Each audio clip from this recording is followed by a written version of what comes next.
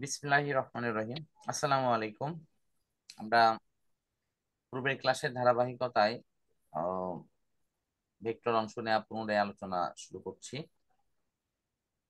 তো আমরা পূর্বের ক্লাসে যে আলোচনা করেছিলাম যে একজন সাঁতারু বা নৌকা চালক যখন সোজাসুজি নদী পার হতে চায় ঠিক বিপরীত প্রান্তে, সোজাসুজি নৌকা বা এই নদী পার হয়ে যাওয়ার অর্থ হচ্ছে ঠিক বিপরীত পাশে যেতে চায়, তাহলে সেক্ষেত্রে তার যে কোণ, সেই কোণের মানটা কিন্তু 90 ডিগ্রি হতে হবে। অর্থাৎ 90 ডিগ্রি কোণে সে নদী পার হয়ে যাবে। তার মানে সে যে নদী পার হচ্ছে সেটা কিন্তু 90 ডিগ্রি কোণে, কিন্তু এই 90 ডিগ্রি কোণে যদি সে পার হয় তাকে সাঁতার কাটতে হবে কিন্তু এই দিকে। অর্থাৎ তো সেই কোণের পরিমাণটা 120 অথবা 120-এর কিছু কম বেশি হতে পারে। তো আমরা এই ঘ নম্বরে ঠিক এই বিষয়টা এখানে দেখব। যদি এখানে একটু লক্ষ্য করি, এই যে দেখো,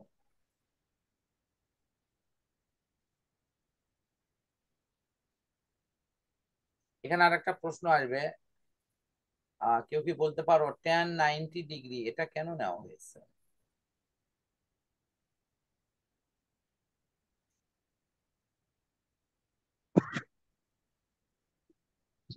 সমকোণের মান স্যার। এটা নেওয়া হয়েছে দুটো কারণে। না, সমকোণ তো বটেই, আশা করি রূপাযুক্ত হয়েছে। সমকোণ তো বটেই।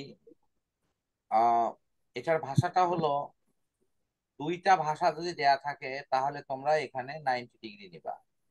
যে নদীর ঠিক অপর পারে, নদীর ঠিক বিপরীত পারে, এরকম ভাষা থাকতে পারে। আর একটা ভাষা হলো সোজাসুজি নদী পার হবে।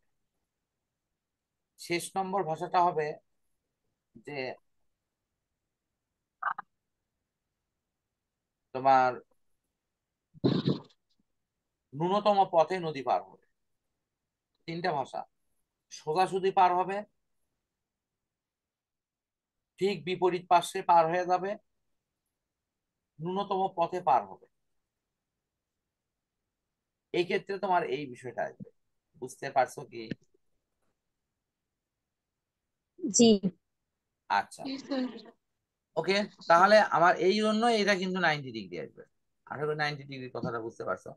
আর তোমাদের আবার তো মনে আছে নিশ্চয়ই, এই দুইটার মধ্যবর্তী কোণের নাম আলফা, কিন্তু এই যে লব্ধির সাথে যে কোণটা ভূমি তৈরি করে সেটার নাম কিন্তু থিটা। মনে আছে? লব্ধির সাথে যে কোণ থিটা তৈরি করে সেটা হলো, ক্লিয়ার? বুঝছো কি? জি স্যার। মনে হয় কেউ কেউ একটু ভুলে গেছো। আমি ওই ছবিটা আবার একটু মনে করে দিই। ছবিটা ছিল এইরকম, একটু মনে করে দেখো। সেখানে এটা হলো একটা সামান্তরিক ছিল। তোমাদের রেসপন্স একটু দুর্বলতা দেখে আমি বলতেছি। এরকম একটা কর্ণ ছিল। এখানে বলা হচ্ছে পুরোটা হলো আলফা, বাট এইটুকু, এই যে ভূমির সাথে লব্ধি যে কোণ তৈরি করছে সেটা কিন্তু হলো থিটা। সুতরাং থিটা হলো এটা লব্ধির সাথে ভূমির কোণ, আর আলফা হলো দুইটা উপাংশকের মধ্যে, মানে এই দুইটা অংশের মধ্যবর্তী কোণ। ক্লিয়ার? বুঝছো? জি স্যার। কারণ অনেকে কিন্তু থিটার সাথে আলফাটা গুলিয়ে ফেলে, যে থিটা কি আলফা কি বলতে পারে না।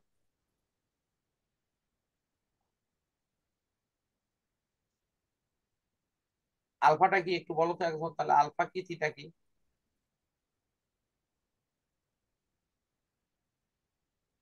আলফা কি থিটা কি? লব্ধির সাথে যে কোণ থাকে সেটা হচ্ছে থিটা, আলফা কি সেটা? এটাই তো। ফাইন। লব্ধির সাথে ভূমির যে কোণ জি। সেটা হলো থিটা। আর ভূমির সাথে, মানে ভূমি অংশের সাথে অন্য বাহুর যে কোণ লব্ধি ছাড়া সেটা হলো কি আলফা। কারণ আলফা। সামান্তরিকের অন্য আর একটা বাহু তো আছে সাথে, আছে না? কথা বলা আছে কি না? হ্যাঁ স্যার। হ্যাঁ, আলফা এবং থিটাটা মনে রাখা লাগবে, কারণ এটা তোমরা তো কেবল নতুন শিখতেছো। কত ভুল যে এগুলো হয়, লিখতে গিয়ে দেখবে বলবে স্যার এটা থিটা হবে না আলফা হবে, আলফা হবে না থিটা হবে। আসলে সে বুঝছে, সে তখনও ভালো বোঝেনি যে আসলে আলফা কি থিটা কি। ওকে, দুটো আলাদা জিনিস। এই যে 120-এর কথা লেখা আছে, আমি এখন এই শুধু গ নম্বরটা একটু বুঝে দেবো, কারণ গ নম্বর অঙ্ক সহজ। এটা ওই না, এই যে 6, 7, 8-এ যে তোমরা অঙ্ক করছো সেই অঙ্ক। তোমরা কি আমাকে বলতে পারবা যে অনুকূল আর প্রতিকূল কি?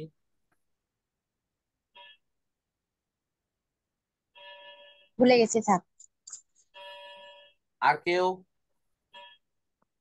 মনে নাই। আচ্ছা, তুমি ভুলে যাওনি, মনে নাই খালি, তোমার এটাই প্রবলেম। আর জোর কি সমস্যা, ভুলে গেছো না মনে নাই? নাই মনে। ও আল্লাহ, তাও ভুলে যাওনি, এটা ভালো। তাও তাহলে যাই ভুলে গেছো তার তো মনে আছে, তাহলে সে একটু মনে করে দাও। আর যার মনে আছে তাই, যাই ভুলে গেছে তাকে একটু এর বিনিময় করলেই হয়ে যাবে কিন্তু। আচ্ছা, যাক, আমরা একটা মূল কথায় আসি। অনুকূল মানে হলো স্রোত যেদিকে যাচ্ছে নৌকাও সেদিকে যাবে। বুঝতে পারছো কি? স্রোত যেদিকে যাচ্ছে নৌকাও সেদিকে যাবে, এটা হলো অনুকূল। আবার স্রোত যেদিকে যাচ্ছে নৌকা যদি তার বিপরীত দিকে যাচ্ছে, তাহলে সেটা হলো প্রতিকূল। তোমরা যদি লক্ষ্য করো, এখানে দেখো, এটাই করা আছে কিন্তু। এই যে এটা হলো স্রোতের বেগ, এটা সাঁতারুর বেগ। এই যে অনুকূল মানে দুটোর যোগফল।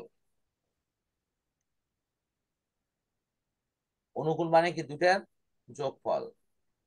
অন্যদিকে প্রতিকূল মানে কি এই দুটার বিয়োগফল। প্রতিকূলটা হলো এই দুটার বিয়োগফল, দেখো খেয়াল করো। যোগফলে কত, 19, প্রতিকূলে হলো। তাহলে এখন এই দুটাকে যোগ বিয়োগ করে কি আমরা ইউ এবং ভি এর মান বের করতে পারবো না? হ্যাঁ স্যার। তাহলে আমরা এখান থেকে কিন্তু যোগ বিয়োগ করে মান বের করতে পারবো। আমার মনে হয় এই গ নম্বর নিয়ে আর কোনো প্রবলেম ইনশাল্লাহ হবে না। তাহলে আমি এই অংশটা ক্লোজ করে দিচ্ছি। এখানে আজকে শুধু আমরা ডিফারেন্সিয়েশনটা একটু শিখবো, এবং তারপর এই অঙ্কের যে প্রবলেম সেটা একটু সলভ করে আমরা আজকে ছুটি নেবো ইনশাল্লাহ। আমরা একটু দেখি ডিফারেন্সিয়েশনটা কিভাবে হয়। আমি তোমাদের বোর্ড শেয়ার করেই দেখাই এটা। আমরা হোয়াইট বোর্ডে চলে আসছি।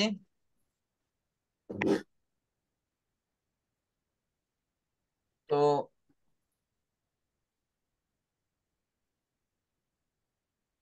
হোয়াইট বোর্ডে ফার্স্ট আমরা দেখি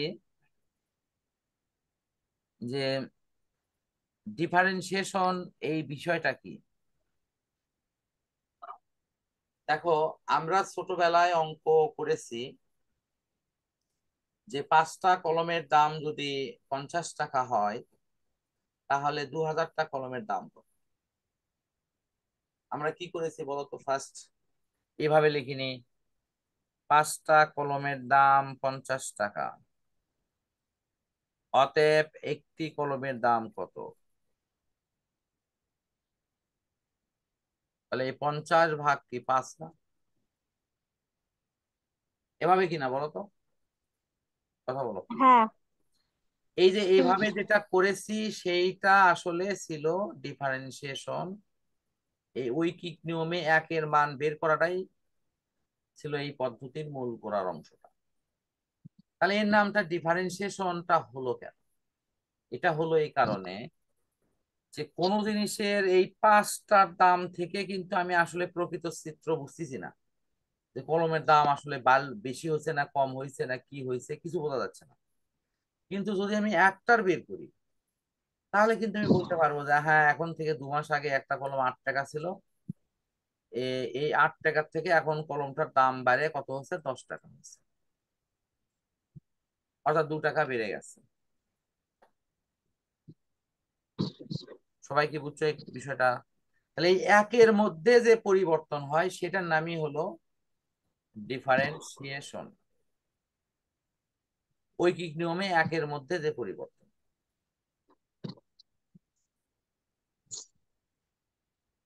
একটু কি ক্লিয়ার হলো? জি স্যার। জি। এখন যদি তোমাকে বলা হয় যে 50 লক্ষ কলম নিয়ে আসবো, কত টাকা লাগবে? তুমি যদি একটার দাম জানো, তাহলে ওই 50 লক্ষের দাম জানবা কিনা? জি স্যার। অবশ্যই জানা যাবে না, কারণ একটার দাম তো আমি জানি। 50 লাখ কেন, 50 কোটি হলেও আমি জানতে পারবো, খালি খালি গুণ দেবো। সবাই কি আমার সাথে একমত? জি। ঠিক এখানকার প্রবলেমটাও ঠিক সেম। আমরা একটু বোঝার চেষ্টা করি এটা কিভাবে, প্রথম শুরুটা কিভাবে। আমি তোমাদের শিখাইছি টি সময়ে কোনো বস্তু দ্রুত অতিক্রম করে এস অথবা এক্স, এটা লেখা যায় না? জি তাহলে স্যার। 1 সেকেন্ডে অতিক্রম করে কতটুকু, যেটাকে বেগ বলি, সেটা কি এস ভাগ টি না?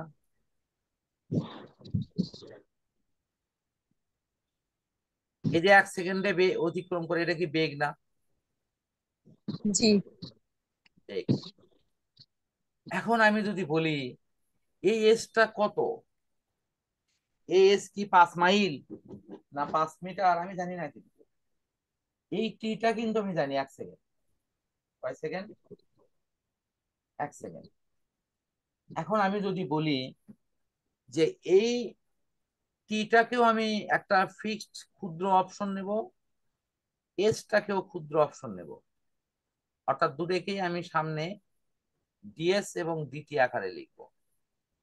তাহলে শুধু এস এবং ডিএস এর মধ্যে পার্থক্য কি? শুধু এস মানে এটা যে কোনো পরিমাণ হতে পারে, কিন্তু ডিএস লিখলে এটা একটা ক্ষুদ্র পরিমাণ হবে।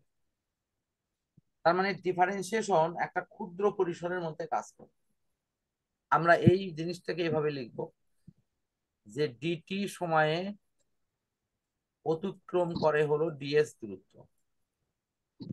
তাহলে 1 সেকেন্ডে অতিক্রম করবে কত?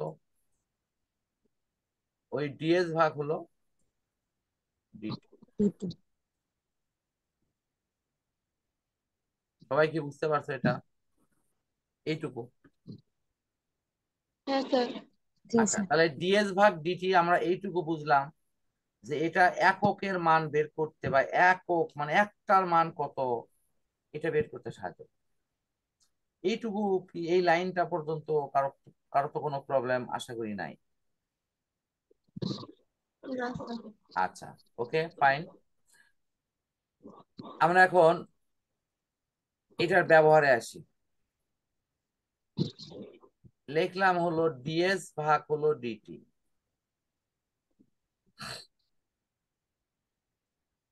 ডিএস ভাগ ডিটি, ব্র্যাকেটে আমি উল্লেখ করলাম 2x টি টি স্কোয়ার। শুধু এইটুকু আমি লিখলাম। এখন তোমাদের খেয়াল করতে হবে নিচে কি আছে, টি আছে না? হ্যাঁ। তাহলে পরিবর্তন হবে শুধু টি, আর বাকিগুলোর কোনো পরিবর্তন হবে না। তার মানে আমি লিখবো এই যেখানে 2x, এটা 2xই থাকবে। এই যে টিটা যে আছে, এই টিটা এখানে লিখবো। লেখার পর কি করবো, যে উপরে 2 লেখা আছে না, 2 থেকে 1 বিয়োগ দিব। আর এই যে 2টা যে আছে, এটাকে ঠিক সামনে লিখবো, অর্থাৎ এই 2 সামনে এটা গুণ আকারে লিখবো, অর্থাৎ এখানে আরেকটা 2 চলে আসলো। তাহলে এটার একটা সূত্র কিন্তু আছে, d of d x into x to the power n. তাহলে আমার কি হবে, এনটা সামনে আসবে, এক্স থেকে হলো তোমার এনটা বিয়োগ হবে। তার মানে কি দাঁড়ালো, আমি যদি এখানে লিখি D of DX 10 to the power হলো এক্স টু দি পাওয়ার, মনে করো 7 আছে, এক্স টু দি পাওয়ার 7। নিয়ম অনুসারে 7 কোথায় আসবে, শুরুতে না? 7, দেখো, তারপরে এক্স, তারপরে কি 7 - 1, 7 - 1, অর্থাৎ 1 বিয়োগ হলো। আমাকে একটু খোলাখুলি বলো, এই লাইনটুকু পর্যন্ত কারো বুঝতে সমস্যা হলো কিনা? পাওয়ারটা সামনে আসে, পাওয়ার থেকে 1 বিয়োগ হয়।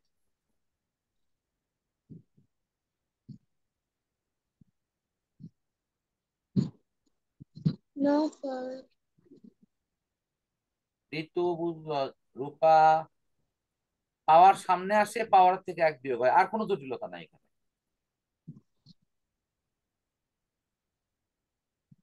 আমি আর একটা জি উদাহরণ স্যার। দিই, আমি আর একটা উদাহরণ দিই একটু ক্লিয়ার হওয়ার জন্য।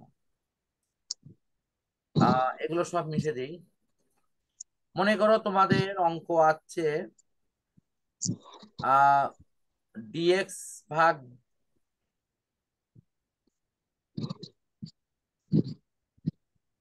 অঙ্ক আছে হয়তো ডিএক্স ভাগ ডিটি, এটা অপারেটর, এখান থেকে অঙ্ক আছে। তাহলে এখানে আমাদের কিসের অঙ্ক আসবে? খুব ভালো করে খেয়াল করো, নিচে কি আছে? টি আছে না? কথা বলো, নিচে টি আছে না? তাহলে অঙ্ক আসবে কিন্তু টি দিয়ে, টি দিয়ে আসবে। তাহলে মানে কি? আমি লিখলাম এখানে 2t⁵, শুধু এইটুকু। তাহলে এই টুটা টুর জায়গাতেই থাকলো, টুর কিছু হলো না, এটুকু।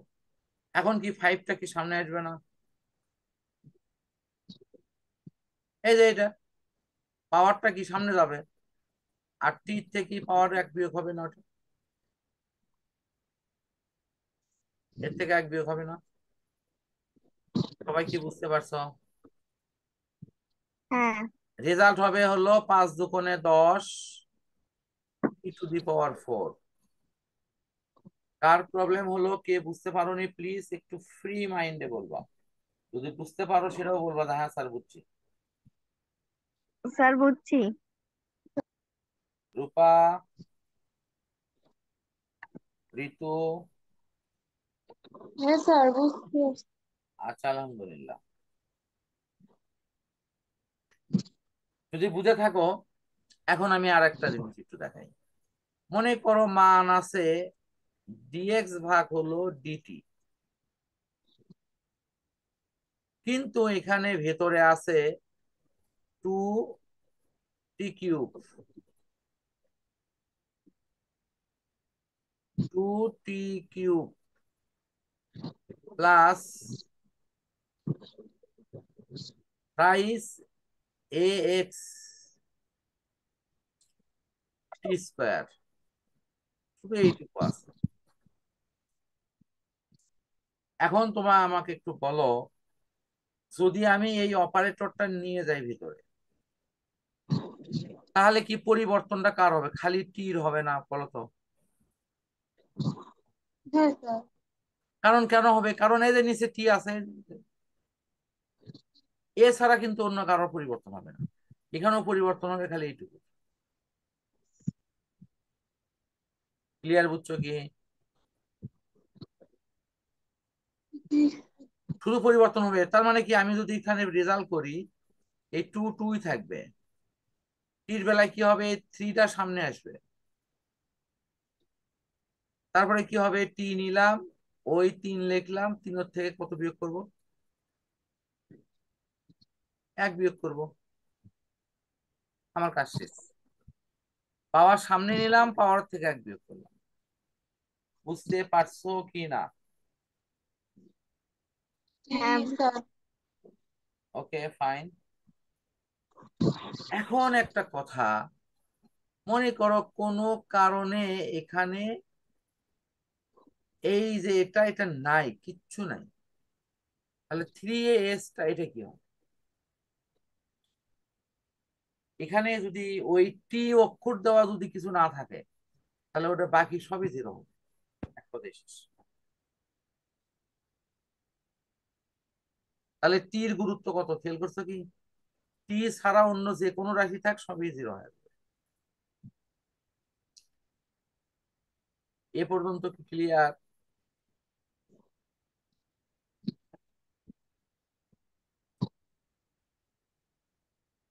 জি আমি স্যার। এটাকে আরেকটু বোঝার জন্য আমি এই জায়গায় আরেকটা উদাহরণ একটু প্র্যাকটিস করাই, যাতে করে কারো রকম কোনো ইয়ে না থাকে।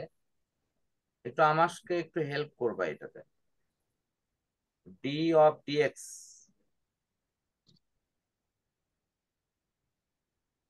ডিএক্স, এখানে 4x⁶। আমাকে একটু হেল্প করো, এর রেজাল্ট কি হবে?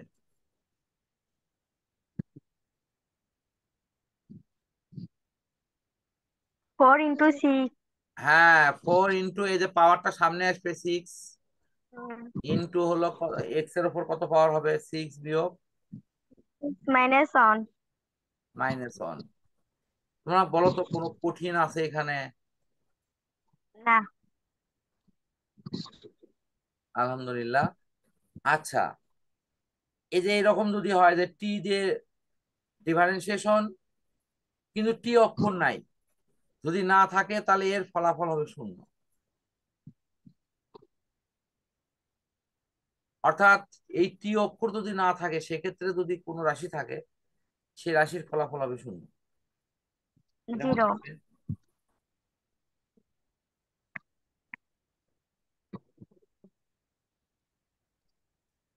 আমার মনে হয় যে আজকে আমাদের এটা এই পর্যন্তই থাকবে। আমরা মূল অঙ্কে একটু দেখায় দিয়ে তোমাদের ছুটি দিয়ে দিচ্ছি।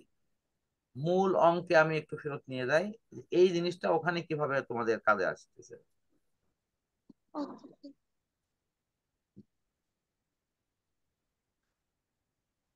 আহ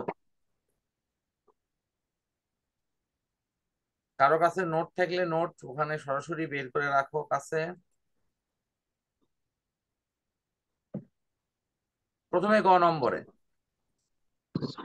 ওই যে ডি দিয়ে লেখুক আর ডেল দিয়ে লেখুক আর ইটা দিয়ে লেখুক, যা দেখে লেখে লেখুক, তোমরা কি এখন এটা বুঝতে পারছো? এটার অপারেটর কে? এক্স না? এটার হ্যাঁ। অপারেটর কে? ওয়াই না? এটার Y। অপারেটর কে? জেড না? Z। তার মানে আমি যখন এদেরকে দিয়ে কোনো অপারেট করব, তখন যে রাশিতে এক্স আছে শুধু এটার পরিবর্তন হবে, আর বাকিগুলো জিরো হয়ে যাবে। ওয়াই এর থাকলে ওয়াই এরটাতে তো হবে। তা আমি একটা বুঝাই দেই শুধু, তাহলে তোমরা ক্লিয়ার হতে পারবা। এই জায়গাতে খেয়াল করো, এই যে ডেল অফ ডে, এটাতে গুণ করা হচ্ছে, এই 2x এর বেলায় কিন্তু এই মানটা থাকিচ্ছে, এই ওয়াই এর মানও কি 0, জেড এর মানও 0 না? সবাই আমার সাথে বলো। হ্যাঁ। ঠিক তেমনি হ্যাঁ স্যার। এখানে ওয়াই এরটার ক্ষেত্রে কি এই 2y এরটা খালি থাকবে, বাকি এক্স এরটাও 0, 3z এরটাও 0 না? ঠিক কিনা? হ্যাঁ পরেরটার স্যার। ক্ষেত্রে দেখো, এই যে ওয়াই যেহেতু আছে, তার মানে শুধু এই ওয়াই একটা থাকবে, বাকিগুলো 0। আমরা একটু বোঝার চেষ্টা করি এখানে আসলে হয়েছে এটা কি। একটু হালকা করে আমি লিখে দিই। আহ এই যে ডেল ভাগ হলো ডেল এক্স, শুধু যদি আমি 2x লিখতাম, 2x, এক্স এর উপর মনে মনে পাওয়ার আছে কত?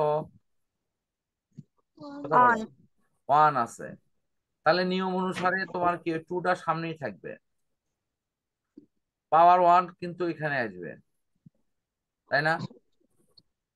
হ্যাঁ তারপরে স্যার। এক্স, এক্স এর বেলা কি হবে এখানে? 1 -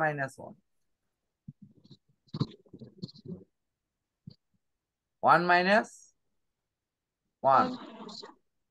1 - 1 হওয়াতে কি হচ্ছে? ওটা 0 হয়ে যাচ্ছে না?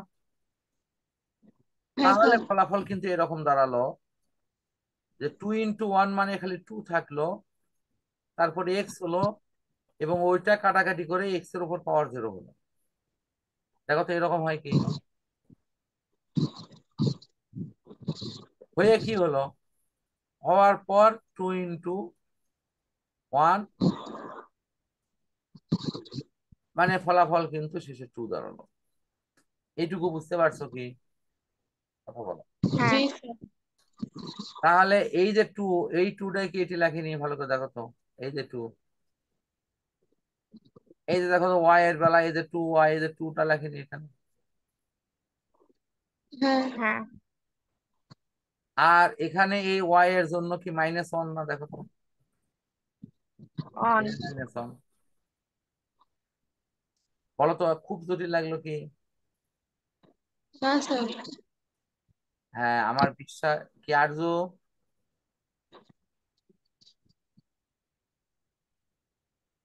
বুঝতে পারছো কি আরজু?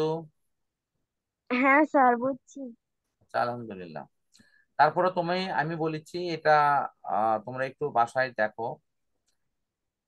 এই ক্যালকুলেশন গুলোতে কোনো প্রবলেম থাকলে আমাকে নিঃসংকোচে বলবা, স্যার আমি এই জায়গাটা ঠিক এই লাইনটা বুঝিনি। দেখো, বুঝাইয়া নেওয়ার জন্যই এত আয়োজন, এই বুঝাতে যেন কোনো ঘাটতি না থাকে।